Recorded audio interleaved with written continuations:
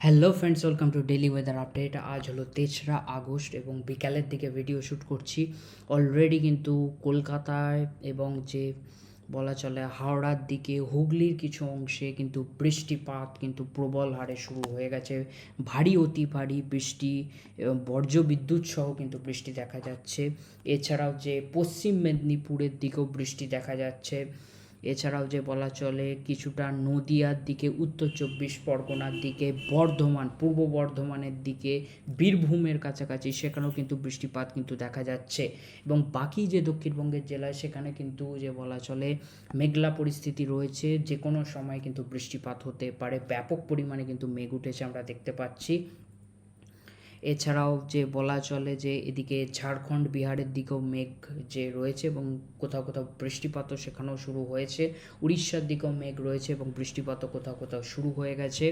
উত্তরবঙ্গের দিকে যদি আমরা দেখি, উত্তরবঙ্গের দিকেও কিন্তু মেঘ রয়েছে এবং বৃষ্টিপাত এদিকে দার্জিলিংয়ের দিকে, শিলিগুড়ির কাছাকাছি কিন্তু বৃষ্টিপাত দেখা যাচ্ছে।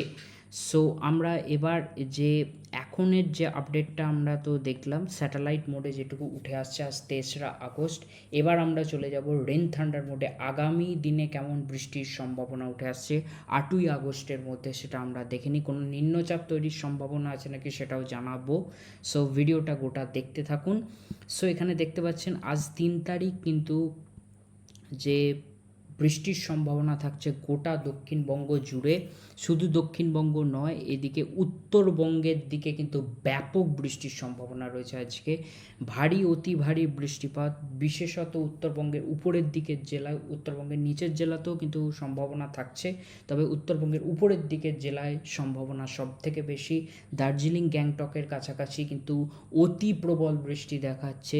এছাড়াও এদিকে আলিপুরদুয়ার, কোচবিহার, শিলিগুড়ি, জলপাইগুড়ি, সো সেখানেও ব্যাপক বৃষ্টিপাত। মালদা 2 দিনাজপুরেও ব্যাপক বৃষ্টির সম্ভাবনা উঠে আসছে এবং দক্ষিণবঙ্গেও কিন্তু বৃষ্টিপাতের সম্ভাবনা থাকছে। একটি যতটা সম্ভব একটি ঘূর্ণাবর্ত হয়তো অবস্থান করছে, কারণ এখানে আমরা দেখতে পাচ্ছি একটা লো প্রেশার এখানে এরিয়া দেখাচ্ছে, একটা ঘূর্ণাবর্ত হয়তো রয়েছে, যার প্রভাবেই যে জলীয় বাষ্প ঢুকছে প্রচুর পরিমাণে, যার প্রভাবে দক্ষিণবঙ্গে কিন্তু ব্যাপক বৃষ্টিপাত কিন্তু এবং উত্তরবঙ্গে কিন্তু অতি প্রবল বৃষ্টিপাতের সম্ভাবনা উঠে আসছে। 4 তারিখও ওই বৃষ্টিপাত কিন্তু চলবে। এছাড়াও ঝাড়খণ্ড বিহারের দিকেও এবং ছত্তিশগড়ের দিকেও কিন্তু ভারী অতি ভারী বৃষ্টির সম্ভাবনা উঠে আসছে এবং উড়িষ্যার দিকেও কিন্তু যে ভারী বৃষ্টির সম্ভাবনা থাকছে। 5 তারিখও কিন্তু প্রবল বৃষ্টিপাত হবে। এছাড়াও বাংলাদেশের দিকেও কিন্তু যে বলা চলে ভারী অতি ভারী বৃষ্টির সম্ভাবনা উঠে আসছে। 5 তারিখেও কিন্তু ব্যাপক বৃষ্টিপাত দেখাচ্ছে, অর্থাৎ বৃষ্টি থেকে আপাতত নিস্তার নেই এটুকু বলাই চলে এখন যেটুকু আপডেট উঠে আসছে তার উপর ভিত্তি করে। এবং যে 8 তারিখের মধ্যে মোটামুটি তো কোনো বৃষ্টি থেকে রেহাই নেই দক্ষিণবঙ্গ উত্তরবঙ্গবাসীর। আমাদের যে পশ্চিমবঙ্গের ক্ষেত্রে কোনো যে বৃষ্টির রেহাই নেই। এছাড়াও যে উড়িষ্যা, সেখানেও ব্যাপক বৃষ্টিপাত চলছে এবং সেখানেও সম্ভাবনা থাকছে, অর্থাৎ উড়িষ্যাতেও কিন্তু ব্যাপক যে বৃষ্টির সম্ভাবনা, সেখানেও বৃষ্টি থেকে রেহাই নেই এবং ঝাড়খণ্ড বিহারের দিকেও কিন্তু বৃষ্টিপাতের সম্ভাবনা উঠে আসছে।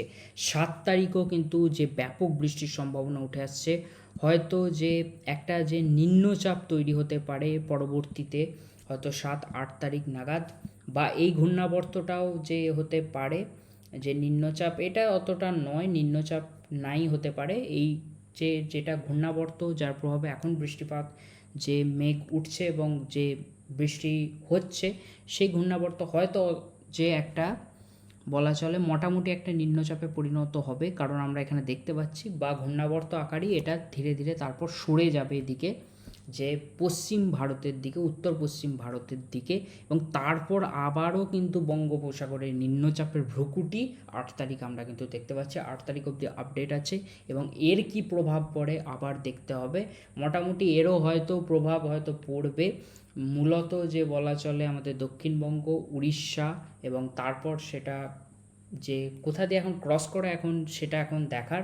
এখন কোথায় প্রভাব পড়বে সেটাও পুরোপুরি যে শিওর নয়। এখানে 8 তারিখ অবধি যেহেতু আমাদের কাছে এখন আপডেট, আমরা 8 তারিখ অবধি এখানে দেখতে পাচ্ছি। সো কোথায় প্রভাব পড়বে মোটামুটি যে এখন যে বলা যাবে না, সেটা আরও পরবর্তী যত সময় এগোবে সেক্ষেত্রে আমরা জানতে পারবো। তবে মোটামুটি একটা প্রভাব যে বলা চলে, সম্ভাবনা যেটুকু উঠে আসছে উড়িষ্যা এবং আমাদের দক্ষিণবঙ্গের দিকে। পরবর্তীতে এবার সেটা কোন দিকে এগোয় তার উপর ভিত্তি করে প্রভাব পড়বে, হয়তো ছত্তিশগড়ের দিকেও প্রভাবটা থাকতে পারে, এটা সম্ভাবনা। আমি বারবার বলছি, অতটা যেটা ছিল যার প্রভাবে এখন বৃষ্টিপাত হচ্ছে সেটা কিন্তু এখানে দেখা যাচ্ছে উত্তর পশ্চিম ভারতের দিকে সরে যাচ্ছে, এবং এর ফলে কিন্তু রাজস্থানের দিকে সেখানে কিন্তু বৃষ্টিপাত বাড়ছে। অর্থাৎ ব্যাক টু ব্যাক বলা চলে নিম্নচাপ বলাই চলে। অর্থাৎ বৃষ্টি থেকে আপাতত যে 8 তারিখের মধ্যে যেটুকু আপডেট উঠে আসছে 8ই আগস্টের মধ্যে কোনো কিন্তু বৃষ্টি থেকে বিরাম নেই। এবং টেম্পারেচার মোডে আমরা কিন্তু এসেছি। সো টেম্পারেচার এখানে দেখতে পাচ্ছেন মোটামুটি যে একটা কিন্তু যে যখন বৃষ্টি হবে স্বস্তির আবহাওয়া থাকবে, এবং বৃষ্টির যে যখন হবে না বা রোদ বেরোবে সেক্ষেত্রে একটু গরম অস্বস্তিকর পরিবেশ তো থাকবেই, যেহেতু বর্ষাকাল এবং হিউমিডিটি হাই রয়েছে সেক্ষেত্রে গরম অস্বস্তিকর পরিবেশ এবং সেটা কিন্তু মোটামুটি বজায় থাকবে। তবে বৃষ্টি হলে হালকা যে স্বস্তি সেটা ক্ষণিক অত্যধিক কিন্তু থাকবে না, হয়তো 27 থেকে 30 ডিগ্রির যে মধ্যেই যে বলা চলে এখানে ঘোরাফেরা করবে। আমরা এখানে দেখতেও পাচ্ছি কলকাতা 27 ডিগ্রি, হলদিয়া 28 degree, Bankura 26 degree, Purulia 25 degree. তবে যেহেতু হিউমিডিটি হাই রয়েছে সেক্ষেত্রে যে একটা অস্বস্তিকর পরিবেশ থাকবে। সো ফ্রেন্ডস, এই ছিল আপডেট, যেটুকু আপডেট ছিল এখনের মতো জানালাম। আশা করছি ভিডিওটা পছন্দ হয়ে থাকবে। ভিডিওটা পছন্দ হলে লাইক করতে ভুলবেন না, চ্যানেলটিকে সাবস্ক্রাইব করে রাখতে ভুলবেন না এখন লেটেস্ট আপডেট পাওয়ার জন্য। দেখা হচ্ছে পরবর্তী ভিডিওতে। এখন মতো আসি।